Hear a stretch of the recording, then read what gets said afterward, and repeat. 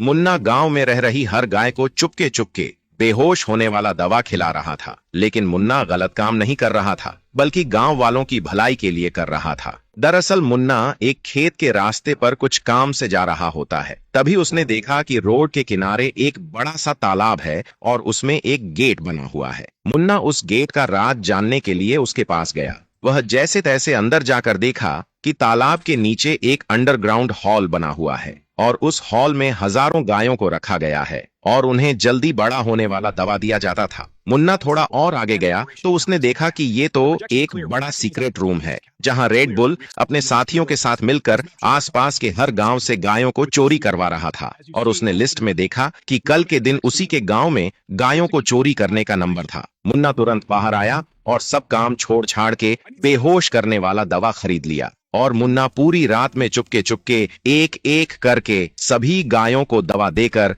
बेहोश कर दिया। अगले दिन जब चोर गांव में पहुंचे तो सभी बेहोश गायों को देखकर हैरान रह गए और सोचे, यहाँ की सारी गायें तो निपट चुकी हैं, चलो वापस चलते हैं। गांव वाले सुबह को जब देखा कि सारी गायें बेहोश पड़ी हैं और पूरा गांव में हंगामा हो गया, तभी मुन्ना ने आकर बोला, आप लोग फिक्र मत करो, सभी गायों को मैंने ही बेहोश किया है। मुन्ना गांव वालों को सारी बात बताया। उसके बाद गांव वालों ने थोड़ा सुकून की सांस ली। दरअसल ये बेहोशी की दवा सिर्फ 12 घंटे का था, लेकिन 24 घंटे से ज्यादा हो गए और एक भी गाय अभी तक नहीं उठी। और गांव वाले फिर से एक बार गुस्सा हो गए। गुस्से में आकर गांव वालों ने मुन्ना का घर तोड़ दिया और मुन्ना को गांव से भगा दिए। मुन्ना के पास अब कोई घर नहीं था और ना ही घर बनाने के लिए कोई पैसा था और अपना पेट भरने के लिए कचरे के ढेर में से कुछ रोटियां चुन चुन कर खाता था। रेड बुल ने मुन्ना को कचरे में देखकर बहुत मजाक उड़ाया, क्योंकि मुन्ना उसका असली दुश्मन था। 36 घंटा हो गया और गांव की सारी गायें फिर से ठीक हो गईं और उनकी तबीयत बिल्कुल ठीक था। गांव वालों को बहुत पछतावा हुआ, क्योंकि जिसने गायों की जान बचाया था